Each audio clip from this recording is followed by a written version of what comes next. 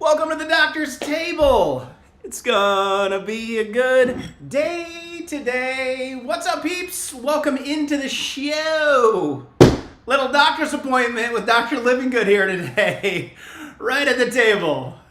Welcome in. Let me know where you're tuning in from. We got a good one today. I can't wait to get into this. There's a reason I busted the old table out for purposes of showing you the exercises you should be avoiding. If you're an exerciser, wanting to be an exerciser, we'll get into it in a moment. Good morning to you all. Can't wait to break this down for you, especially if you're over the age of 50. But even in your 40s, exercises you should definitely not be doing or proper form today. And I got a brand new release launch.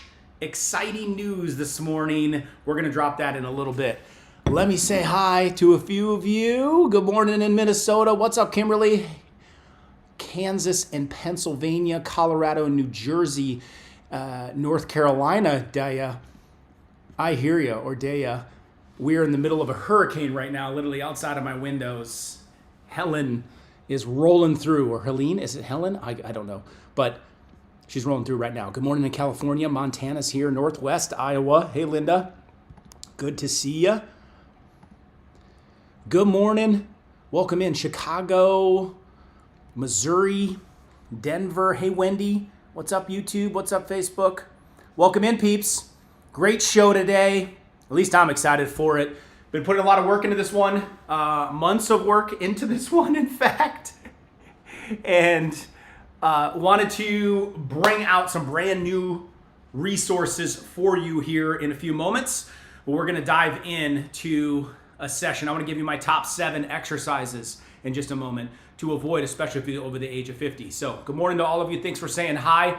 The beautiful Nurse Livinggood is not by my side because I'll show you in a little bit what she's also been up to, helping me making her debut in all these resources. So I put her through hours and hours and hours of filming to bring this to you. Now we get to bring it all together, but I want to give you my top 7 out of the gates. Little Dr. Livinggood coffee going in first.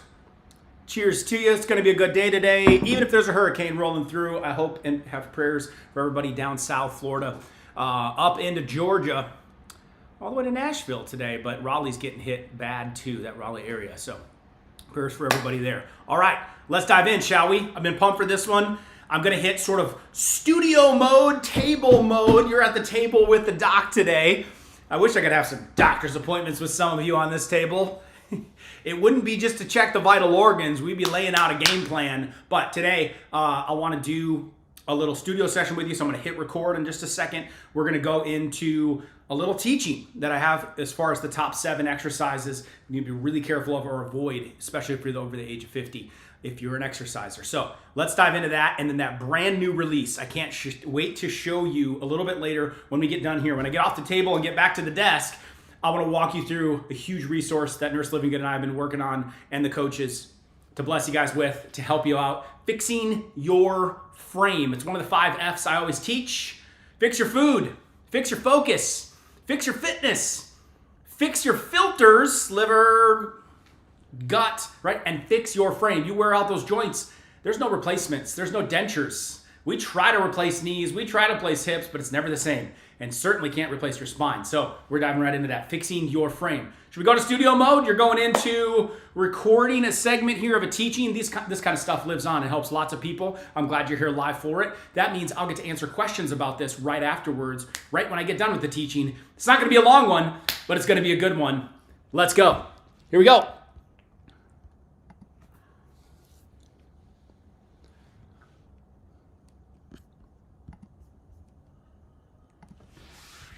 These 7 worst exercises for people over the age of 50. These are must avoids. I will give alternatives for them as well.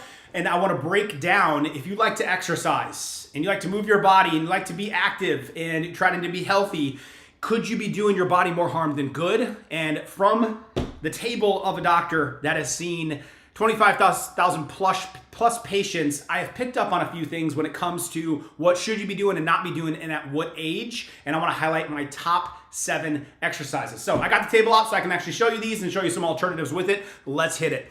Top 7, here we go. Number 1, out of the gates, I stopped doing this one in my 30s, all right? So I just don't understand. I just heard of 2 other people in the last few weeks get themselves hurt by this exercise. If you like to put any weight on or not weights, we really got to be careful of deadlifts and squats. I'm talking about bar here, we're bending over, we're doing this. Now, some of you maybe haven't done this in a really long time or don't do it, but any kind of bending right at the waist, you're putting so much pressure on your lower back and your paraspinal muscles. You're putting compression on your discs. Anytime you're putting weight, racking it on your shoulders and going into a squat, you are compressing the spine. You're asking for a blown disc. And the reason this is so important is because you sit all day. Sitting's the new smoking.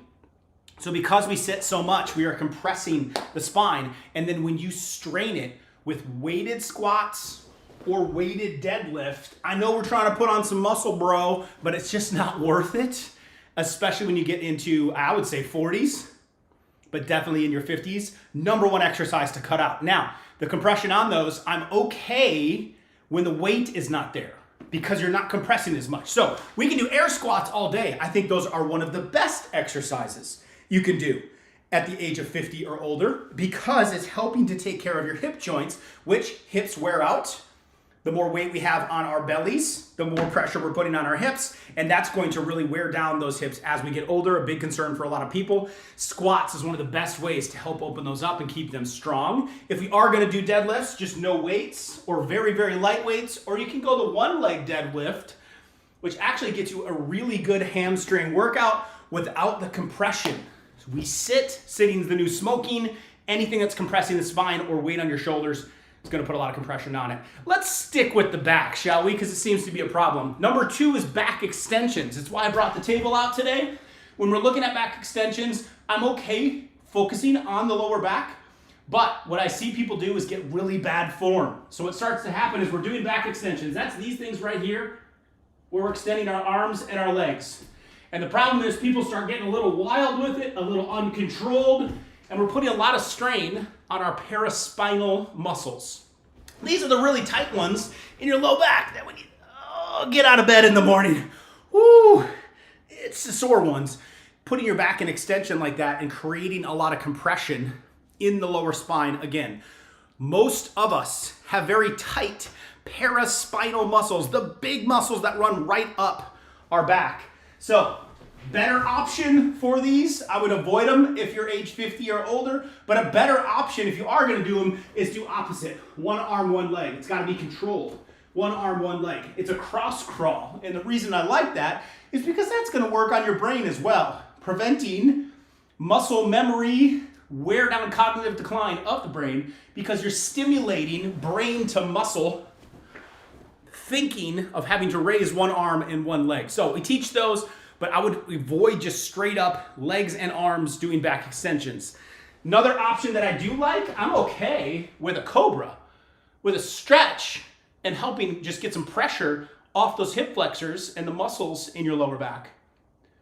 But careful of out of control back extensions. Number three, sit-ups. Over the age 50, we're putting our spine into flexion. We're putting our mid-back into flexion. And so we're compressing. I'm not telling you not to do sit-ups. I'm saying they've got to be done controlled. So contracting your abs and bringing your head straight up this way, not curling down. So I'll see people start to do them and you're just getting them in, but you're putting your spine into so much flexion and you're compressing the spine. So lift as if you're trying to take your nose to the ceiling and keep your core tight. Also, flip it over. Spend some time this way doing planks. The planks are going to help your core out a lot more than just putting lots of flexion in with uncontrolled sit-ups.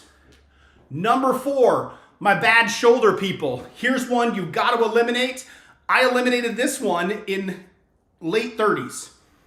Rows. So you're taking dumbbells or barbell and you're lifting it up to your chin. As you lift it up to your chin, look at the position that my shoulders are in.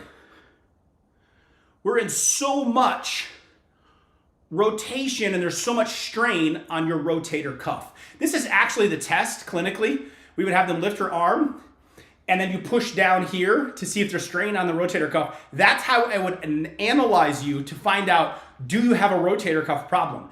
And this exercise puts you in that position with weight pulling against it. So that's a definite no. If you have any kind of shoulder issues, you're putting way too much strain, it's not worth it. What do I do instead? Let's try some shrugs. Just hold the weights down here. You can still build this muscle right on the your delt, the neck muscles. Get that little figure that you're kind of looking for without straining it by doing upright rows. That's number 4. Number 5, same concept, just behind the neck. Anything behind the neck that we are pressing, dumbbells, weights, any kind of barbell, or pulling down behind the neck. Look at my posture here.